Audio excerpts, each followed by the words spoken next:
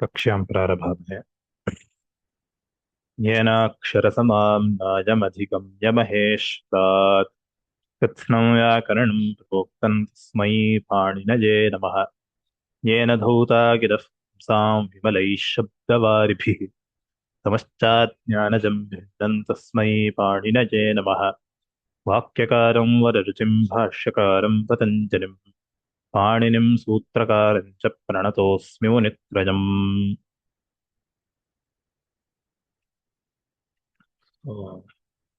Those who would like to chant, kindly raise your hands.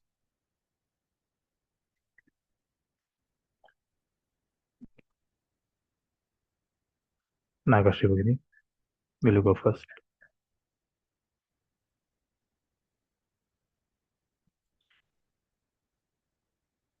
Okay, she is not here. Chitra Shrikant Bhagini.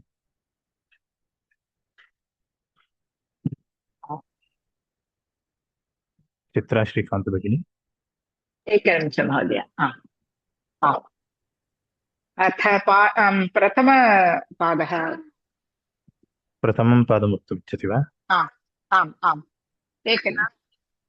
तर्हि प्रथमे पादे शततः वदतु।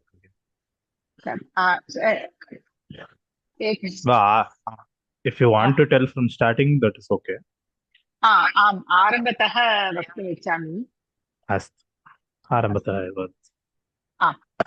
अथ पाणिनीयसूत्रपाठे तृतीयाध्याये प्रथमः पादः प्रत्ययः परश्च आद्युदात्तश्च अनुदात्तौ सुप्पितौ गुप्तिज्ञिभ्यः सन् मान्वददांशाभ्यो दीर्घश्चाभ्यासस्य धातोः कर्मणः समानकर्तृकादिच्छायां वा सुप आत्मनः क्यच काम्यच्च उपमानादाचारे कर्तृः क्यं सलोपश्च वृषादिभ्यो कर्तुः क्यं सलोपश्च वृषादिभ्यो भुव्यच्वेर्लोपश्च हलः लोहितादिदाज्भ्यः क्यच लोहितादिदाज्भ्यः क्यश कष्टाय क्रमणे कर्मणो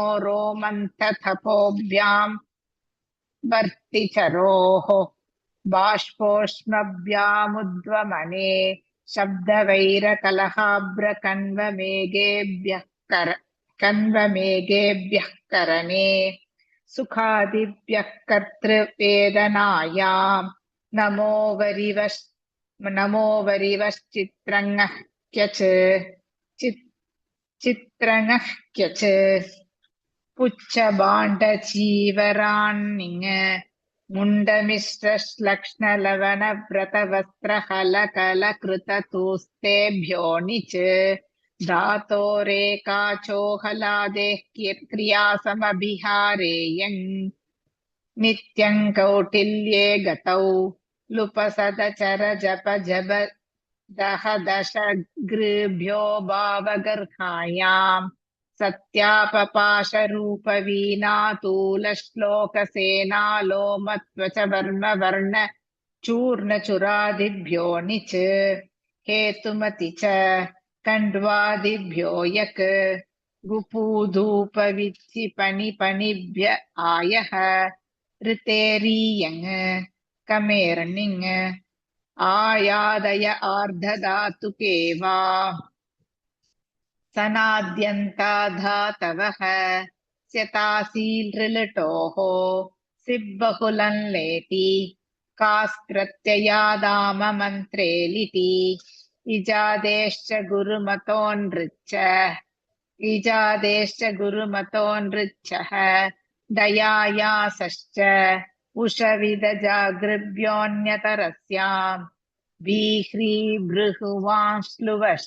श्लुवच्च क्रीचानुप्रयुज्यते लिटि विदाङ्कुर्वन्त्वित्यन्यतरस्याम् अभ्युत्सादयां प्रजनयां चिकयां रमयामकः पावयां क्रियाद्विदामक्रन्निति छन्दसि च्लि लुङि च्लेसिच शलैगुपदादनिटक्सः श्लिष आलिङ्गने न दृशः निःसृदृसृभ्यः कर्तरि चङ् विभाषादेक्ष्योः गुपेश्छन्दसि नो नयति ध्वनयत्येलयत्यर्दयतिभ्यः अस्यति वक्ति ख्यातिभ्योऽङ् लिपिसि चिह्वश्च आत्मनेपदेष्वन्यतरस्याम्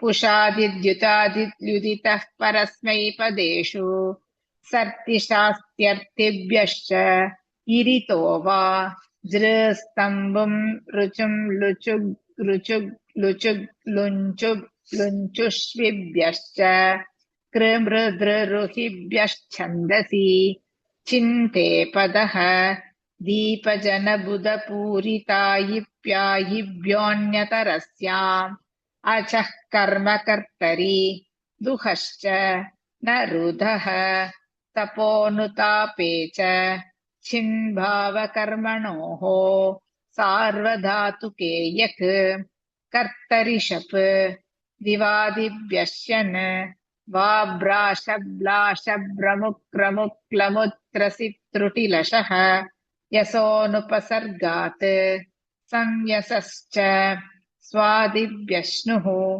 श्रुवसृज अक्षोऽन्यतरस्याम् तनूकरणे तक्षः सुदादिभ्यः रुधादिभ्यश्नम् तनादिक्रिभ्य उः धिन्विकृन्योर्च धन्यवादः भगिनि क्रयादिभ्यः धन्यवादः धन्यवादः धन्यवादः चन्दाल पद्मावती भगिनी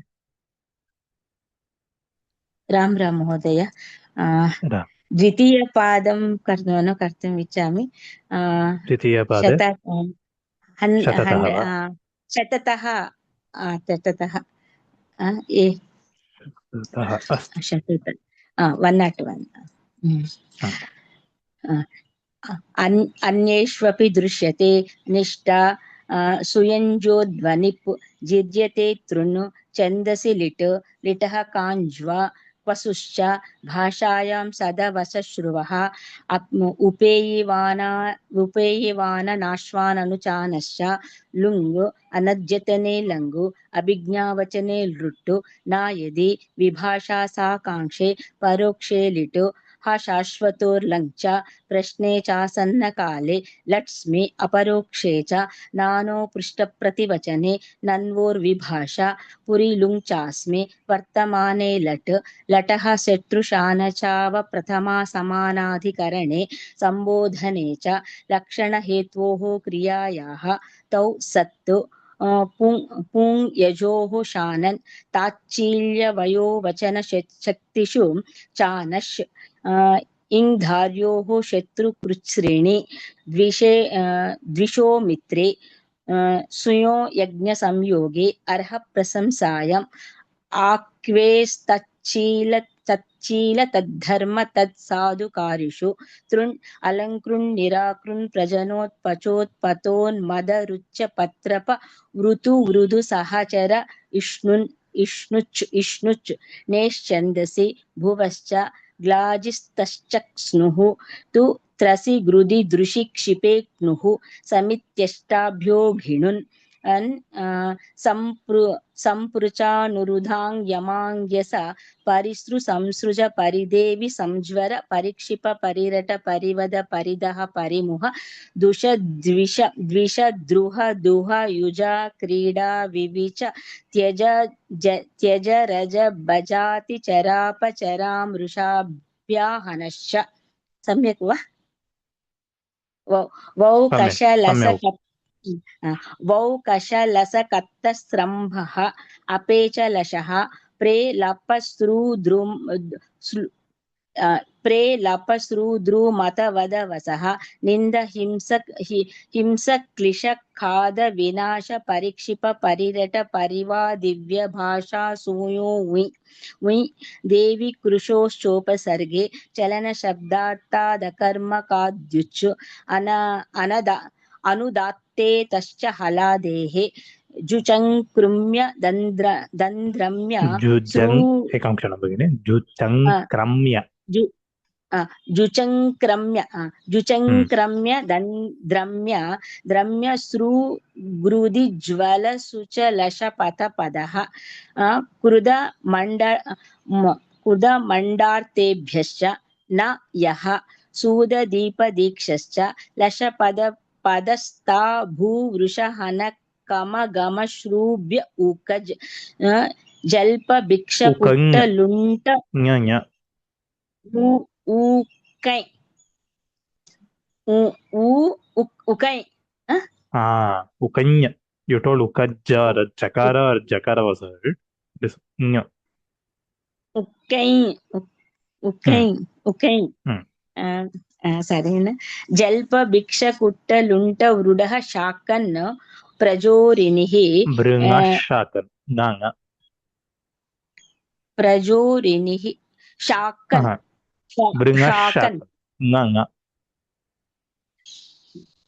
జల్ప భిక్ష కుట్ట లుంట వృణః శాకన్ కరెక్ట్ వృణః శాకన్ Bringashakan. ಋಣಶಾಕನ್ ಜಲ್ಪ ಭಿಕ್ಷ ಕುಟ್ಟ ಲುಂಟ ಋಣಶಾಕನ್ ಪ್ರಜೋರಿನಿಃ ಜಿದೃಕ್ಷಿ ಕ್ಷಿಣ್ವಮಾವ್ಯಥಾಭ್ಯಮಪರಿಭೂ ಪ್ರಸೂಭ್ಯಶ್ಚ ಸ್ಪೃಹಿ ಗೃಹಿ पतिदयी निद्रा तंद्रा श्रद्धाभ्य आलुच ददेट्सि शदसदोरुः श्रुतस्यादः स्मरच् भञ्जभासमिदो घुरच् विधिबिधिश्चिदे कुरच् इण्णशिज्ज सर्तिभ्यः वरप् गत्वरश्च जागुरुकः यज जप दशां यनः सम्यक् न यज जप दशां यनः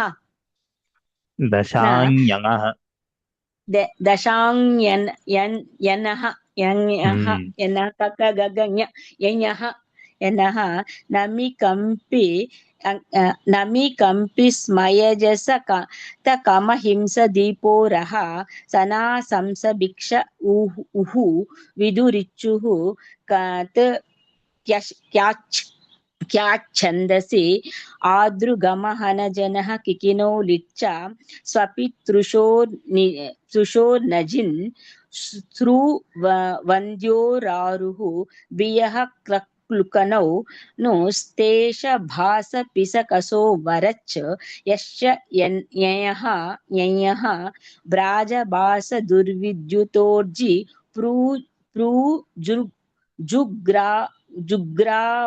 जुग्रावस्तुवः क्विप् ब्राजभास दुर्विद्युतोर्जि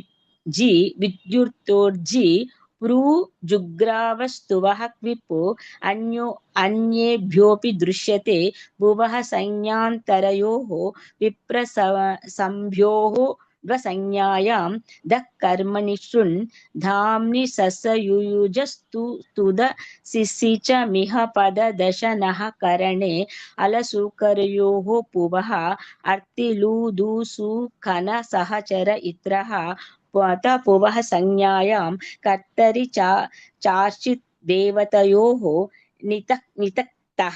नितक्तः मतिबुद्धिपूजार्थेभ्यश्च नीतक्तः मतिबुद्धिपूजार्थेभ्यश्च कर्मणि दिवापू सर्वसस्सु बहुलमन्येष्वपि व्यप्यन्वो न अन्वेष्वपिन्नन्वो अन्येष्वप्यन्वोः शमिति भञ्जभासदः कर्मण्यष्टो इति पाणिनीयसूत्रपाठे तृतीयाध्याये द्वितीयः पादः क्षम्यतां किञ्चित् इतोपि व्यत्यासः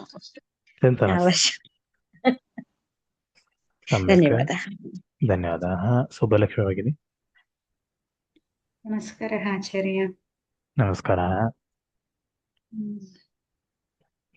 किं पादं वक्तुमिच्छति? कं मया पादम्? अभ्यासः न कर्तव्यः, भवान् एव वदतु। एवं वा? तर्हि चतुर्थपादं वदतु। अस्तु महोदय,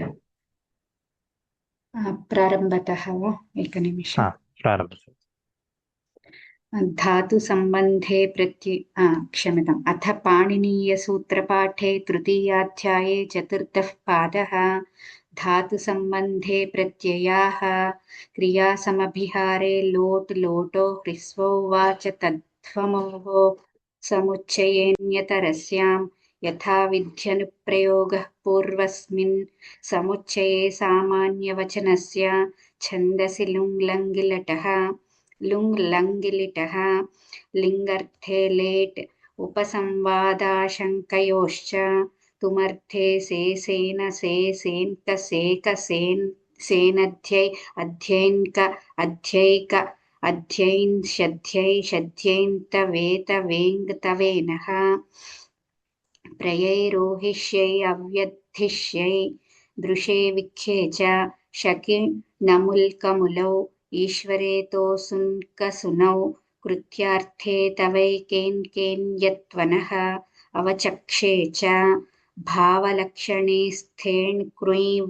वदिचरिहुतमिजनिभ्यस्तोऽसुन् सृपितृदोः कसुन् अलङ्खल्वोः प्रतिषेधयो प्राचाक्त्वा उदीचां माङ्गो व्यतिहारे परावरयोगे च समानकर्तृकयोः पूर्वकाले आभीक्ष्णीर्णमुल् च न यद्यनाकाङ्क्षे विभाषाग्रे प्रथमपूर्वेषु कर्मण्याक्रोशे कृयः खमुय् स्वादुमिणमुल् अन्यथैवङ्कथमित्थंसु सिद्धाप्रयोगश्चेत्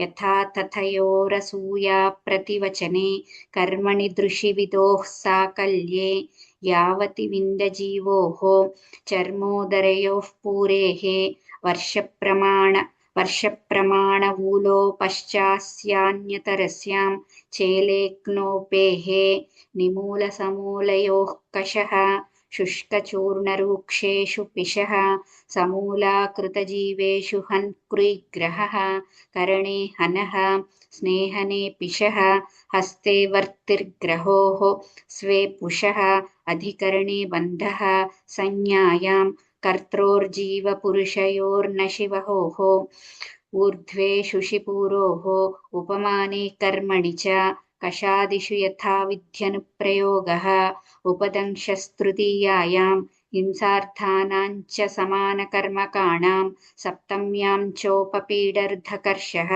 समासक्तौ प्रमाणे च अपादाने परीप्सायां द्वितीयायां च स्वाङ्गे ध्रुवे परिक्लिश्यमाने च विशिपतिपदि स्कन्दां व्याप्यमाना सेव्यमानयोः अस्य तितृषोः क्रियान्तरे कालेषु नाम्न्यादिशिग्रहोः अव्यये यथाभिप्रेताख्याने कृयत्वाणमुलौ तिर्यच्यपवर्गे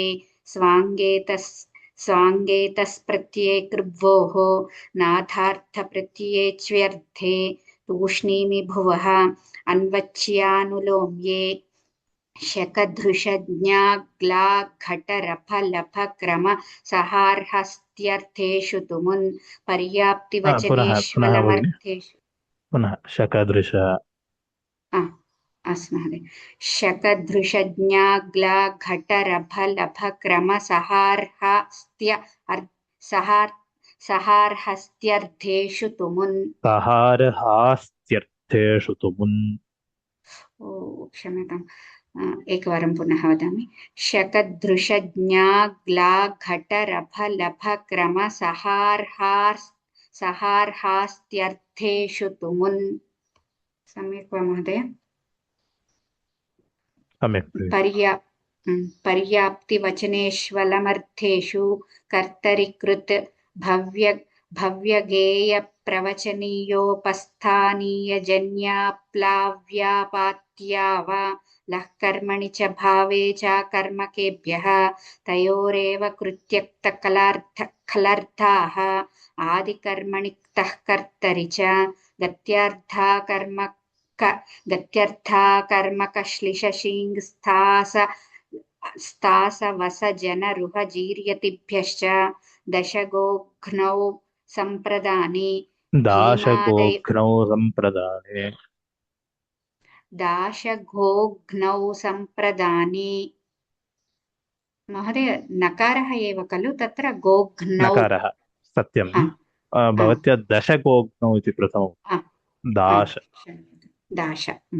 दाशगोघ्नौ सम्प्रदाने भीमादयोपदाने ताभ्यामन्यत्रोणादयः क्तोऽधिकरणे च ध्रौ तत्र रकारः रेपः एव खलु आम् अत्र रेफः द्रव्य प्रत्य क्तोऽधिकरणे च द्रव्यगतिप्रत्यवसानार्थेभ्यः लस्य तिप्तश्चिसिप्तस्तमिभ्वस्मस् ताथाञ्जथासान्थां मिड् वहि महिङ् एकं क्षणं भगिनि तत्र चित्तचिसिप्तस्तमिपस्मस्ताताञ्झ ताता इत्यत्र महाप्राणः नास्ति there's no महाप्राण ताताञ्झथासाथान्ध्वम् first two here if you see it is not mahaprana then you have the mahapranas तिप्तश्चित्सिप्तस्थमिभ्वस्मस्ताताञ्छथासाथान्ध्वं मिड् वहि महिङ् टित आत्मनेपदानान्टेरे थासस्ये लिटस्तझयोरे शिरे धन्यवादः भगिनि धन्यवादः धन्यवादः आचार्य नेक्स्ट श्यामला भगिनि नमस्ते महोदय नमस्कारः which पाद अनुवर्तयामि वा अस्तु you can continue टित थासस्ते लिटस्तजयो रेषि रेच परस्मैपदानां नलस्तु तलस्तु तस नल्वमाः विदोलटो वा ब्रुवि पञ्चानामादित आहो ब्रुवः लोटो लङ्वत् एरुहि सेर्ह्यपि च वाचन्दसि मेर्नि आमेतः स्वाभ्यां वामौ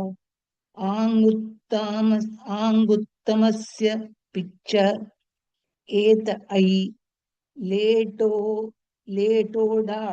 लेटोडाटौ आत ऐ वैतोऽन्यत्र इतश्च लोपः परस्मैपदेषु स उत्तमस्य नित्यं ञित् इतश्च तस्य स्थमिपाम्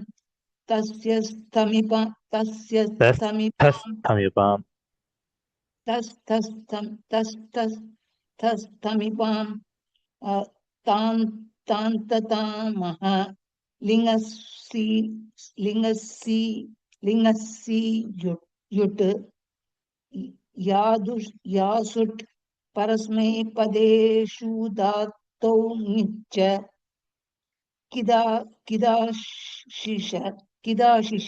किदाशिषि जस्यरन् इटोत् सुट् इथोः झेर्जुस् सिजभ्यस्त विधिभ्यश्च अतः लङ् शाकटानस्यैव द्विषश्च किंचित् सार्वधातुकम् आर्धधातुकं शेषः लिट् लिङ्गाशिषि छन्दस्युभयथा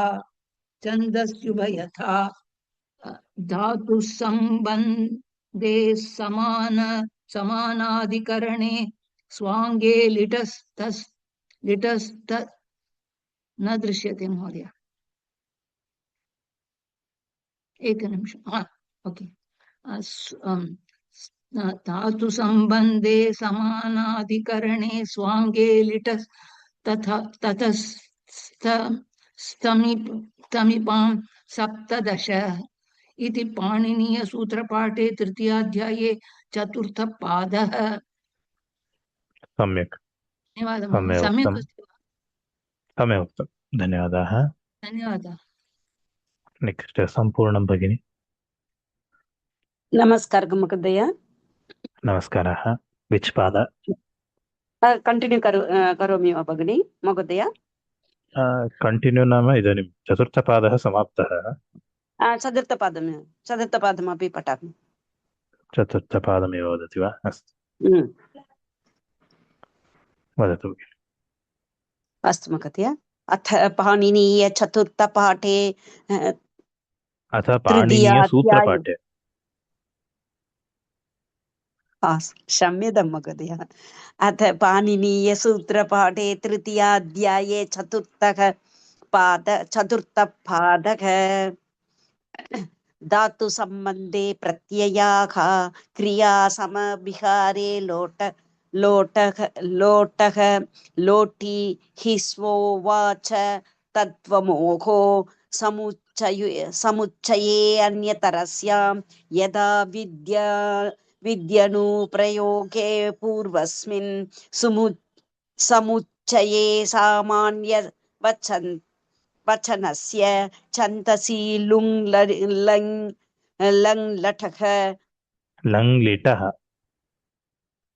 लिटः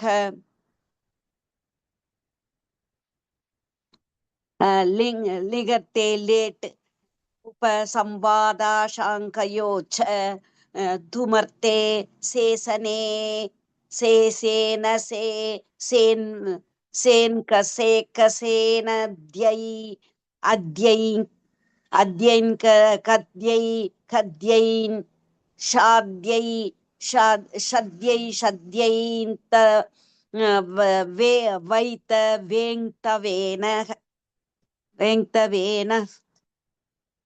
वेनः प्रयै रोगिष्यै अन्यतिष्यै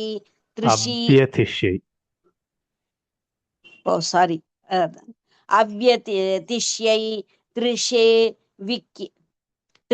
विके च शकी नमुल्कमुलौ ईश्वरे तोसुन्कसुनौ कृत्यार्थे तवैकेन्यत्वनः अवसक्षे च भावलक्षणे स्तेन् कृण्वती चरी कुतमिज निब्यस्तोसुन् सृपि त्रुदोः कसुन् अलङ्कल्वोः प्रदिशेषदयोः प्राक्छत्वा उदीचा माङ्गो व्यतिहारे परावरयोगे च समानकर्तृकयोः पूर्वकाले अभिक्षण्ये नमुल्च न यद्यनाकाङ्क्षे विभाषा अग्रे प्रथम पूर्वेषु कर्मण्याक्रोशे कृण्यकमुञ्ज स्वातुमी नमुल् अन्यतैवं कथमीत् तंसु सिद्धा प्रयोगश्चेत् यथा ततयोर सूया प्रतिवचने कर्मणि दृशिवितो साकल्ये यावती विन्दजीवोः चर्मोदरयोः पूरेः वर्षप्रमाण ऊलोपश्चास्यान्यतरस्यां चेलेक्नोपेः निमूलसमूलयोः कषः शुष्कचूर्ण रूक्षेषु पिशः समूलाकृत जीवेषु अन्कृन् ग्रहः करणे हनः स्नेहने पिशः हस्ते वर्ती ग्रहोः स्वे पुषः अधिकरणे बन्धः संयायाम् उपरि गच्छतु महोदय।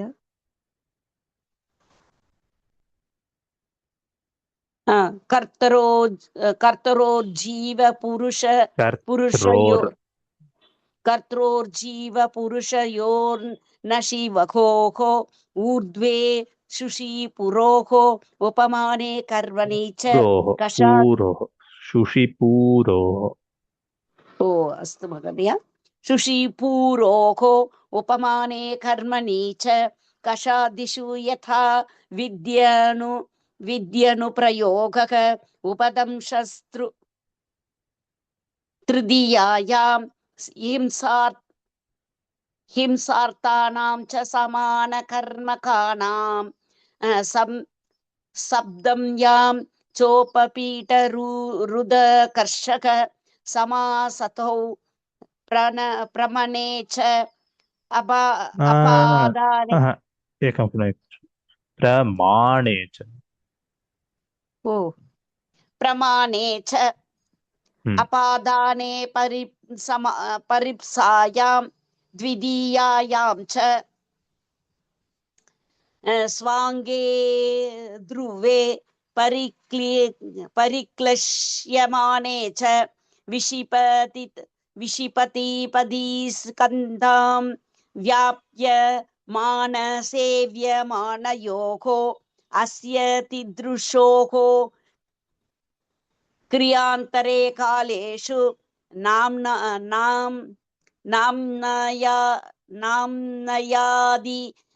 यादिशि गृहोः अव्यये अयताभि प्रेदाख्याने कृत्वान मूलौ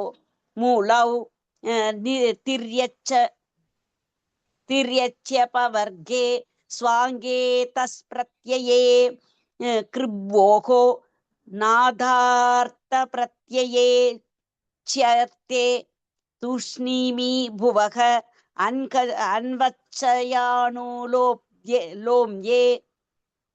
शकदृश न्याग्लाग लाकट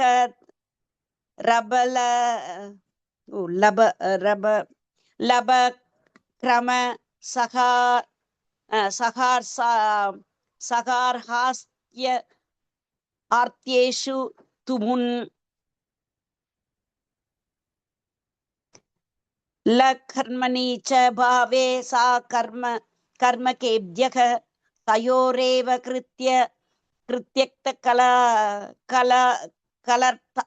कलर्थाः आदिकर्मणि कर्तरि च गत्यार्थकर्म कश्लिश्च शींस्ता सवजर रुहजीर्यतीभ्यच्च दाश गोग्नौ संप्रदाने भीमादयोपादाने ताभ्यामन्यत्रोणादयः तोदिकरणे च द्रव्याकदि वसनार्थेभ्यः लस्य तिप् तस् जी सिप् तस् तस्तमि मिब् वस् मस् तातं ज ताताञ्च अस्तु ओ परसवर्ण किल ओ ताताञ्च तासां तात्व मिं वहि महि ताताञ्च तासाथान्त्वम् इड् वहि इड् वहि महिङ् ताताञ्च तासातान्त्व मिट् वहि महि हित आत्मनेपदानां टेरे तासस्चे तासस्ये लिटस्तजयो जयो रेशिरेच परस्मैपदानां ಧನ್ಯವಾದ ಭಗಿನಿ. ಧನ್ಯವಾದಗಳು ಮहोदय. ಮಹಾಲಕ್ಷ್ಮಿ ಭಗಿನಿ. तृतीयपादः तृतीयपादे प्रथमतः वा? अस्तु वदतु. अथ पाणिनीयसूत्रपाठे तृतीयाध्याये तृतीयः पादः उणादयो बहुलं भूतेऽपि दृश्यन्ते भविष्यति गम्यादयः यावत् पुराणि पातयोर्लट्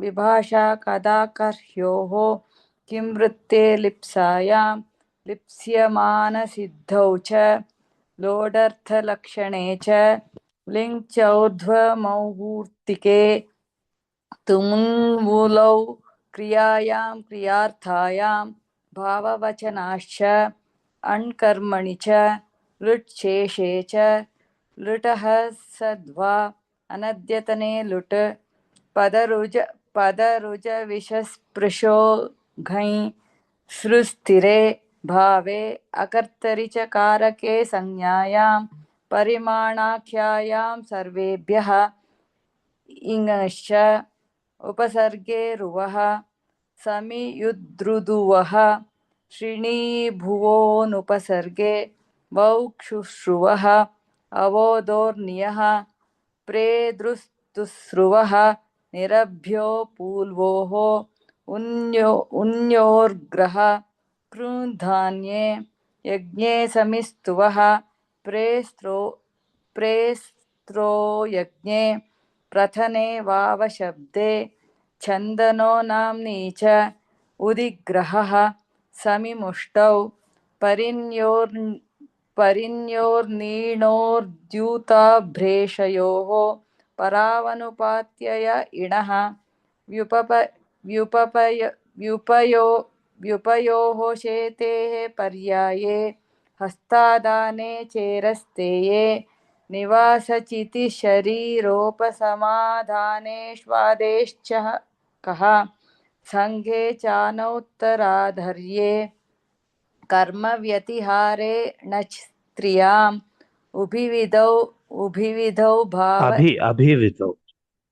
अभिविधौ भाव इनुन् आक्रोशे वन्योर्ग्रहः प्रेलिप्सायां परौ यज्ञे नववृधान्ये उदिश्रयति यौतिपूद्रुवः विभाषाङिरुप्लुवोः अवेग्रहो वर्षप्रतिबन्धे प्रेवणिजां रश्मौ च वृणोतेराच्छादने परौ भुवोऽवज्ञाने एरच् हृदोरप् ग्रहवृदृनिश्चिगमश्च उपसर्गेदः नौण च व्यधज पोरनुपसर्गे स्वनः सौर्वा. ಧನ್ಯವಾದ ಆಲಂ ಭಗಿನಿ. ಅನುರಾಧ ಭಗಿನಿ.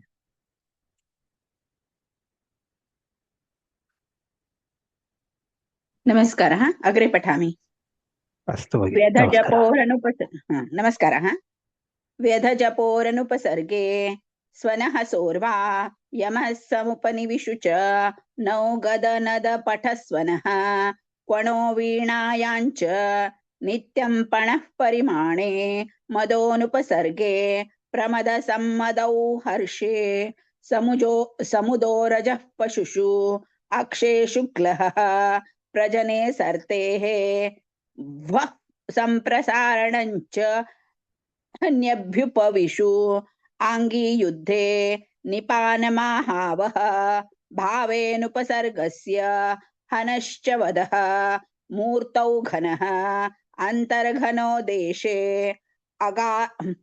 अगारैकदेशे प्रगणः प्रघाणश्च उद्घनोत्याधानम् अपघनोऽङ्गम् कर्णे यो विदृशु स्तम्भे क च परौघः उपघ्न आश्रये संघोद्घौ गणप्रशंसयोः निघो निमित्तं डिवत् डिवत् द्वित्थक्त्रिः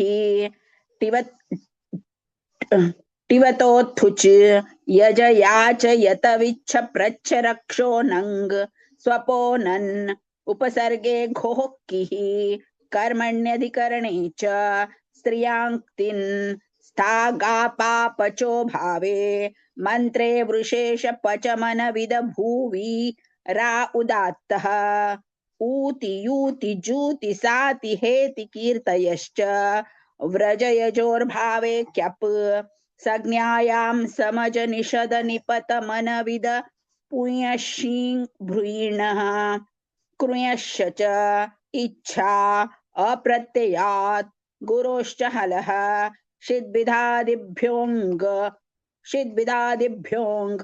चिन्ति पूजि कथि कुम्भि चर्चश्च आतश्चोपसर्गे न्यासश्रन्थो युच् रोगाख्यायां नुल् बहुलं संज्ञायां विभाषाख्यान परिप्रश्नयोरिञ्च पर्यायार्हरणोत्पत्तिषु नुच् आक्रोशे नय्यनि कृत्ल्युटो बहुलं नपुंसके भावेक्तः ल्युट् च कर्मणि च येन संस्पर्शात् कर्तुः शरीरसुखं करणाधिकरणयोश्च पुंसि संज्ञायां घः प्रायेण गोचर संचर वह व्रज व्यजापन निगमाश्च अवेत्रूस्रोर्घय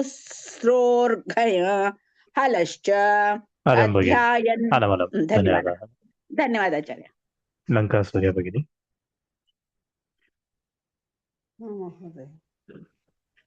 नमस्कारः उदङ्कोऽनुदते जालमानायः खनोघ च ईशंसुषु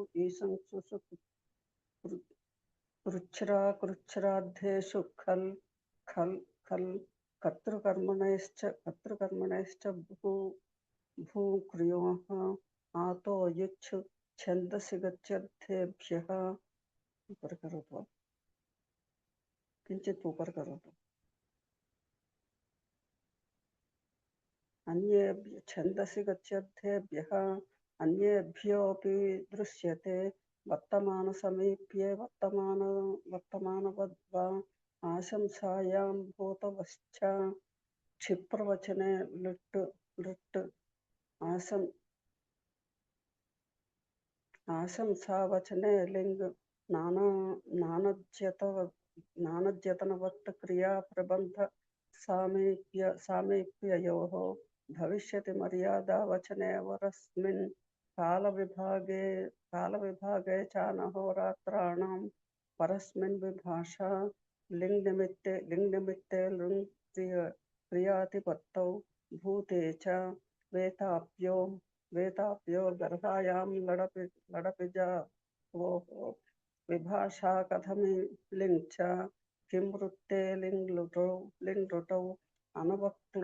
अनवक्लृप्त्य मत्स्योरङ्कृवृतेऽपि किं किलास्थ्यर्थेषु लुट् जातयदोर्लिङ् उपरि करोतु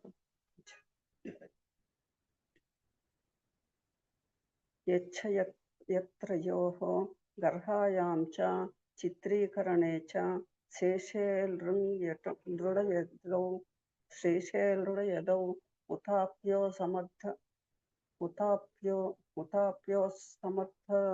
समर्थयोर्लिङ् कामप्रवेदने कच्छिति संभावनेलमिति चेत् सिद्धाप्रयोगे विभाषा धातौ संभावनवचने यदि हेतुमतोर्लिङ् इच्छार्थेषु लिङ् लोटौ समानकर्तृकेषु तुमुन् लिङ् च इच्छार्थेभ्यो विभाषा वर्तमाने विधिनिमन्त्रणामन्त्रणाधीष्ट संप्रश्न प्रार्थनेषु लिङ् लोट् च प्रेषाति सर्गप्राप्तकालेषु कृत्यार्थः चाश्चः ऊपर करो किंचित ऊपर लिंग चोर्ध्वमुहूर्तिके स्मे लोट् अधिष्ठे च कालसमयवेलासु तुमुन् लिंग यदि अर्हे कृच्य तृचश्च आवश्यकाधमर्ण्ययोर्निनिः कृच्याश्च शकिलिङ् च आशिशिलिङ् लोटौ किच्कौ तिक्तौ च संज्ञायां माङ्गिलुङ् स्मोत्तरे लङ् च उपादययिङो निवास यथ जपोरपधन इच्छा हलश्च ओताप्येर्विधि षोडश इति पाणिनीयसूत्रपाठे तृतीयाध्याये तृतीयपादः। नमस्ते महोदय। सम्यक्, धन्यवादः। सुजाता भगिनी। नमस्ते महोदय। नमस्कारः। चतुर्थपादे एकषष्टितः वदति वा? अस्तु।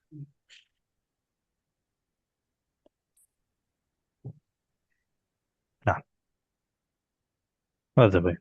स्वाङ्गे तस्प्रत्यये कृभ्वोः नाधार्थप्रत्यये च्व्यर्थे तूष्णीमि भुवः अन्वच्यानुलोम्ये शकद्रशज्ञाग्लाघटरभलभक्रमसहार्हास्यर्थेषु तुमुन् पर्याप्तिवचनेष्वलमर्थेषु कर्तरिकृत् भव्यगेयप्रवचनीयोपस्थानीयजन्याप्लाव्यापात्या वा लः कर्मणि च भावे चाकर्मकेभ्यः तयोरेव कृत्यक्तखलर्थाः आदिकर्मणि क्तः कर्तरि च गत्यर्थाः कर्मकश्लिशींस्था सवसजनरुहजीर्यतिभ्यश्च दाशगोघ्नौ सम्प्रदाने भीमादयोपादाने ताभ्यामन्यत्रोणादयः तोदिकरणे च द्रव्यगतिप्रत्यवसानार्थेभ्यः लस्य तिप्तझि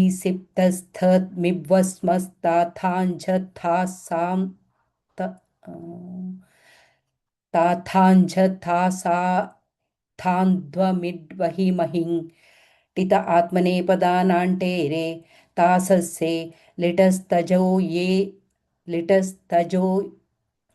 लिटस्तजयोरेशिरेच् परस्मैपदानान्नलतु सुस्थलसुस्थलतुस नल्वमाः विदो लटो वा ब्रुवः पञ्चानामादित आहो ब्रुवः लोटो लङ्वत् येरुः सेर्ह्यपिच्छ वा छन्दसि मेर्निः आमेतः सवाभ्यां वामौ आडुत्तमस्य पिच्छ एत ऐ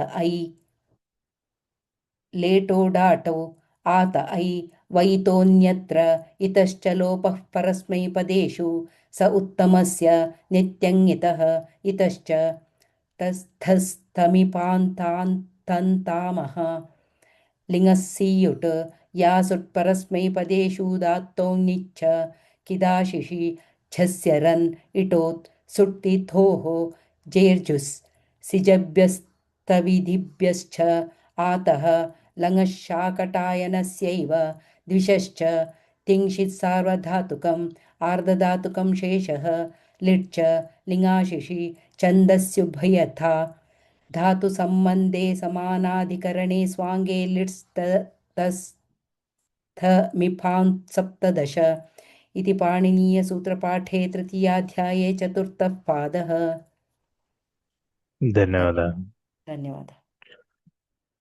सम्यक्। एतेन कक्षां समापयामः। श्वः अन्तिमकक्षा, तत्र पुनर्मिलामः। सर्वेभ्यः धन्यवादाः। नमस्काराः। येनाक्षरसमाम्नाजमधिगम्य महेश्वरात् कृत्स्नं व्याकरणं प्रोक्तं तस्मै पाणिनये नमः। लोकाः समस्ताः सुखिनो भवन्तु। धन्यवादाः। धन्यवादः आचार्य।